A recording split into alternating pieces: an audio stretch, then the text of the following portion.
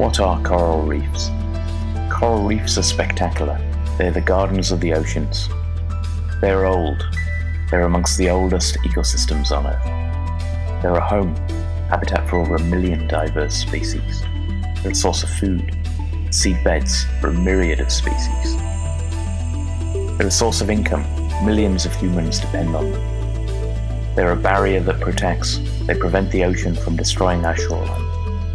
And they're a medicinal source. Their contribution to medicine is immense. Coral reefs are truly the rainforests of the oceans. Teeming with life, busting at its seams, struggle and survival fostering the glow of shifting light from within its breath. Darkened corners breathe life, alien forms challenge our perceptions. Coral reefs are glorious mixtures of the odd and beautiful. It is within their bounty the foundation of the oceans exist. Did you think you were the smallest thing in the world when even you were a child? Just imagine how big the ocean is. People think it's endless, that it'll go on forever. There's nothing one person can do to make a difference. But there is. And just like you're one small person that does matter, the coral is one small organism that really matters. Diving into coral reef, what do I see? What do I feel? An incredible, beautiful megacity built by the most talented and creative architects of our planet, the corals. Living space for an enormous amount of different species, many of them not even discovered yet. Yes, there is life everywhere. I feel admiration and respect when I dive the fragile wonder world of coral reefs, and I could spend hours watching its beauty, feeling myself close to the core of life itself. Even if coral reefs offered nothing more than aesthetic value, they would still be precious assets, well worthy of protecting. For me, coral reefs are a happy place, a creative place. When I started making these photographs, the magic was all about being able to capture a landscape view of a colorful coral reef. Normally, you can't even take a picture like this because of all the water. But by taking hundreds of photos up close and assembling them together on a computer, I'm able to preserve the true color and details in a wide seascape. As I started to spend more time on reefs, I began to realize that these images are much more than just a picture of a reef. They're a portrait of a whole community of animals living together in an ecosystem. My personal hope is that my images can help people begin to appreciate the ocean as a community that is an extension of our own communities on land, interconnected with our whole existence. With over 700 species of coral, Tubataha Reefs Marine Park in the Philippines is one of the ocean's richest environments, considered by many to be the center of marine biodiversity on the planet. As a UNESCO World Heritage Site, Tubataha is a protected sanctuary in an area that is also high on the list for endangerment. Conservation measures here are strictly enforced. Sipadan Island is a protected marine sanctuary in the Celebes Sea, with huge schools of pelagic fish, pristine coral reefs, and an abundance of sea turtles. Reef conservation here seems to be working. The Malaysian government is actively enforcing the protection of the reefs by restricting fishing, allowing only registered tourism operators, and limiting the number of visitors to the island each day. Orange Canyon on Grand Cayman is a great example of the diversity of marine environments in our oceans. Named for the abundance of huge orange elephant ear sponges, the reef here is covered in brightly colored sponges of all sizes. Since I was a kid growing up in the Virgin Islands, one of my favorite aspects of snorkeling over a coral reef was just listening to the staccato crackles, pops, and subtle creaks generated by the creatures of this complex environment. Even at that young age, it was clear that coral was a foundation, both literal and figuratively, of everything that thrives and evolves in this wonderland of colorful activity. In this painting, I wanted to show one of Earth's most complex and beautiful ecosystems. Coral reefs support a variety of marine species, creating shelter and food for organisms small and large. Coral reefs are among the most heavily utilized and economically valuable resources. Today, coral reefs face multiple threats to their health.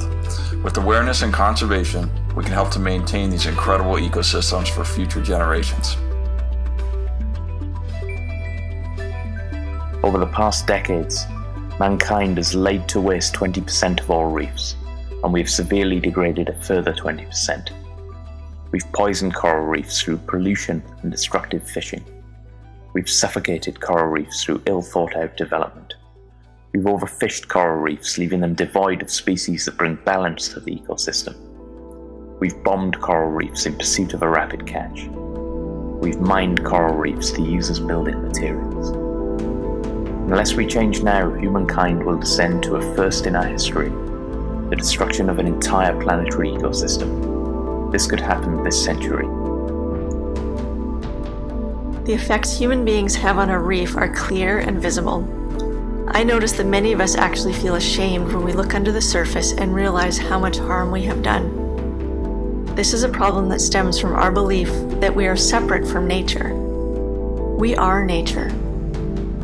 To move on, we must open our eyes and acknowledge what we have done. We can begin the process of healing nature by starting with ourselves. Release any shame and guilt. Meditate, practice mindfulness, then take action. Everyone has a talent and a role.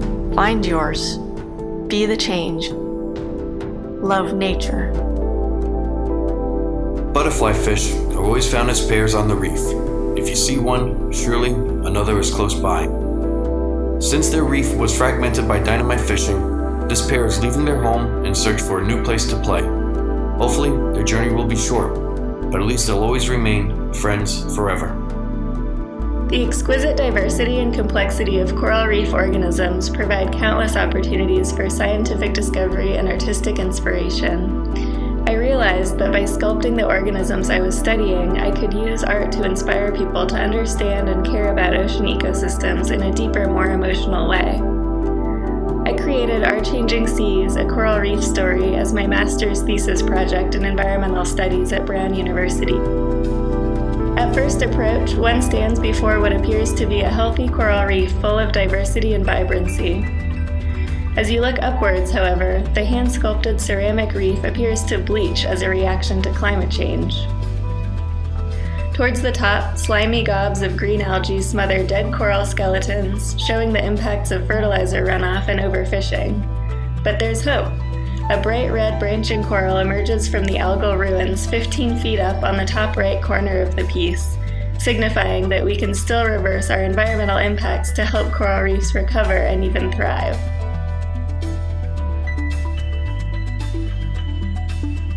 Some interesting projects have been set up to try and help the corals, and one of these is in Bali.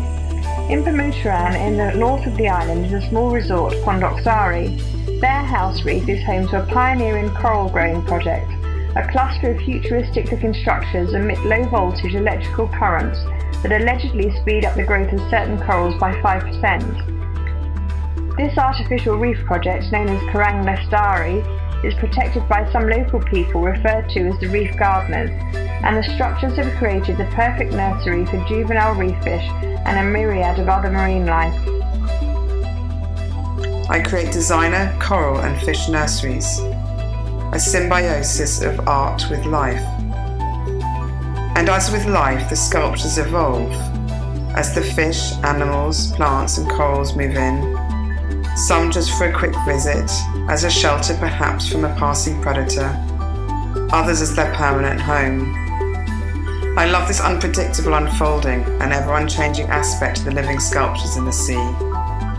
Sculpture underwater offer distinct interactive experience with the unique life that lives in and on them, as well as being able to swim down and around them, a freedom that only art in water can generate. The creative potential is very exciting. I love that art can help nature at the same time as being beautiful. The Coral Goddess is located in Pemuteran, Bali. Corals have been transplanted onto the lotus flower base that is brought to life by biorock, a coral restoration method which uses a gentle electrical current to enhance coral growth and survival rates. The power generated in this project by wind and solar. Several species of coral have naturally settled on the Dewi Sri goddess carved from volcanic rock. Damselfish and snapper are among the variety of sea creatures that have made it their home. Blessed during a traditional Balinese ceremony, the coral goddess is a symbol of inspiration, preservation, and value for our marine treasures.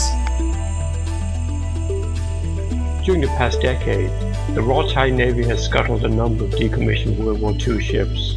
The first such project took place in 2003 with the sinking of LSM 469. Since that day, over a dozen ships have been set on the seabed around the shores to create artificial reefs.